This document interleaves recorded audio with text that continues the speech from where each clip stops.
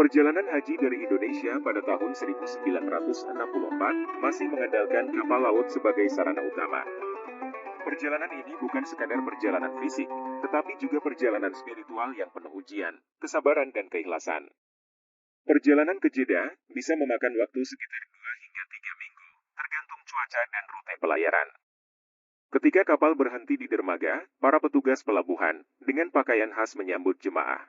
Namun, sebelum turun, mereka harus melalui proses pemeriksaan administrasi.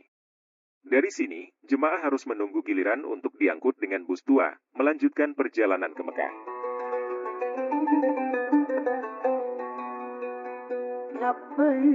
Saat jemaah tiba di kota Mekah, mereka disambut dengan suasana kota suci, yang jelas jauh berbeda dibandingkan sekarang.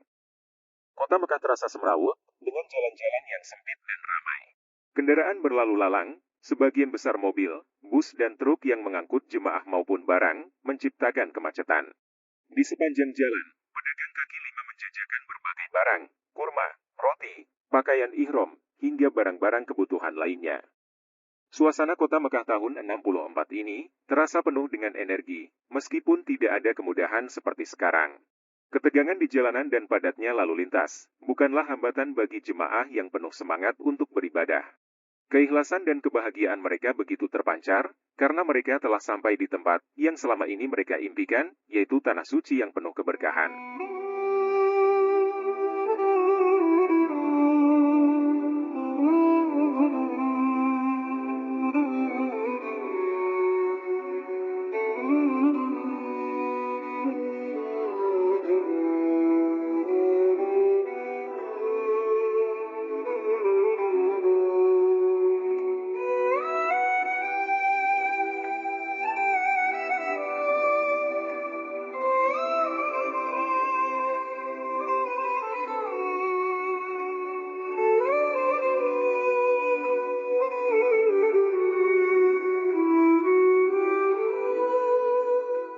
Makom Ibrahim pada tahun 64 dilindungi oleh bangunan berkubah yang bertumpu pada 4 pilar. Bangunan ini dikelilingi oleh sangkar besi yang berfungsi sebagai pelindung.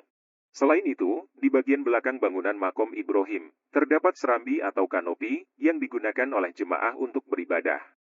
Jarak antara bangunan Makom Ibrahim dan Ka'bah sekitar 15,40 meter. Pada saat itu, sumur Zam-Zam sudah tidak lagi terlihat di permukaan Masjidil Haram, seperti zaman sebelumnya. Akses ke sumur berada di ruang bawah tanah yang bisa dicapai melalui tangga. Air Zam-Zam masih diambil menggunakan katrol dan ember. Jamaah yang ingin minum atau mengambil air harus menimbal langsung dari sumur. Belum ada sistem distribusi air modern seperti sekarang.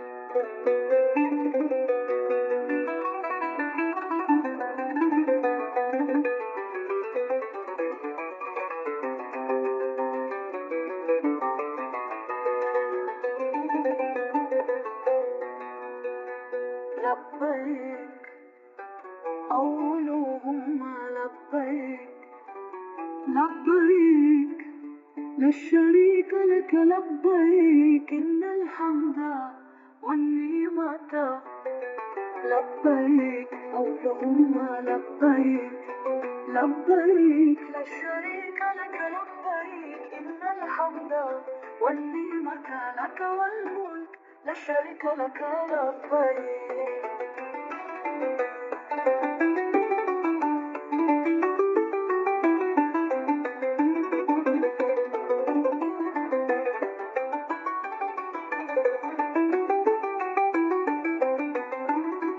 لبيك قولهم لبيك لبيك لا شريك لك لبيك إن الحمد والنعمة لك والملك لا شريك لك لبيك إن الحمد والنعمة لك والملك لا شريك لك لبيك إن الحمد والنعمة لك والملك لا شريك لك لبيك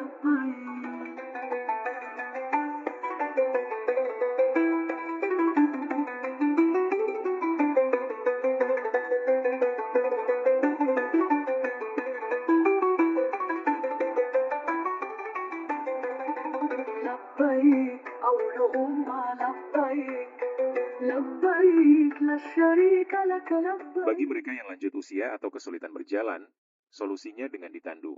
Beberapa orang mengangkat tandu dari kayu, membawa mereka mengelilingi Ka'bah dengan penuh kehati-hatian. Pemandangan ini menjadi bagian tak terpisahkan dari musim haji di era itu. Belum ada jalur tawaf khusus bagi mereka yang tidak mampu berjalan. Innal hamda wan ni'mata laka wal mulk la syarika lak. Lantai jalur sa'i belum dilapisi lantai marmer seperti sekarang. Di sepanjang jalur sa'i, belum ada batasan atau pembagian jalur. Jamaah berjalan dan berlari kecil dalam satu jalur yang sama.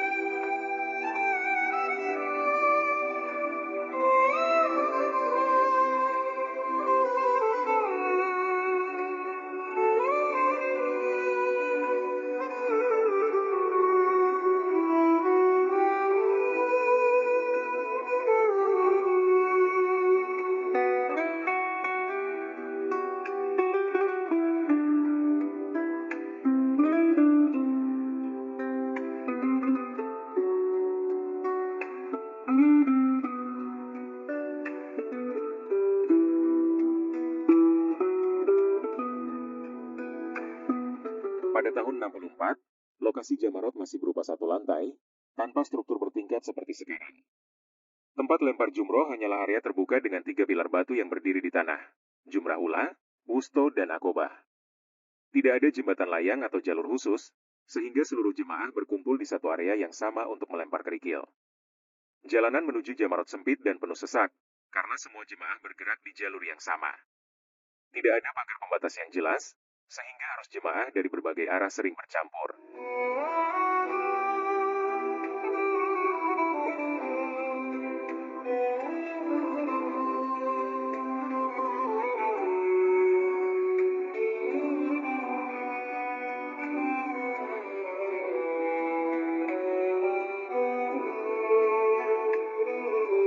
Sebelum meninggalkan Mekah, jemaah haji melakukan tawaf wada sebagai bentuk perpisahan dengan Baitullah. Tawaf ini dilakukan dengan mengelilingi Ka'bah sebanyak 7 kali tanpa sa'i, sebagai penghormatan terakhir sebelum kembali ke negara masing-masing. Setelah itu, jemaah dianjurkan untuk berdoa dan tidak lagi melakukan aktivitas lain di Mekah, selain persiapan pulang.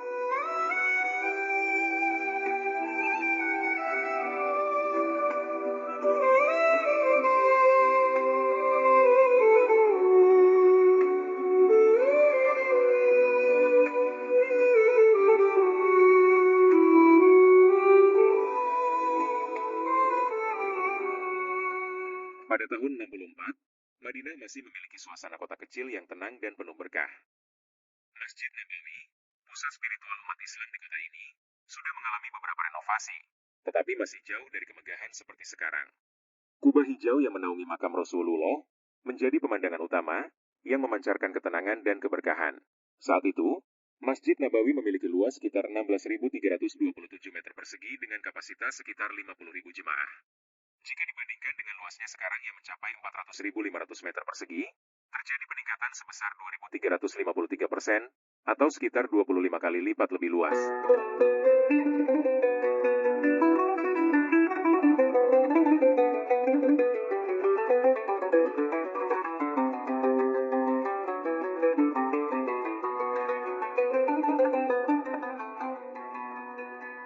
لبيك أولهم لبيك لبيك لا شريك لك لبيك إن الحمد والنعمة لبيك اللهم لبيك لبيك لا شريك لك لبيك إن الحمد والنعمة لك والملك لا شريك لك لبيك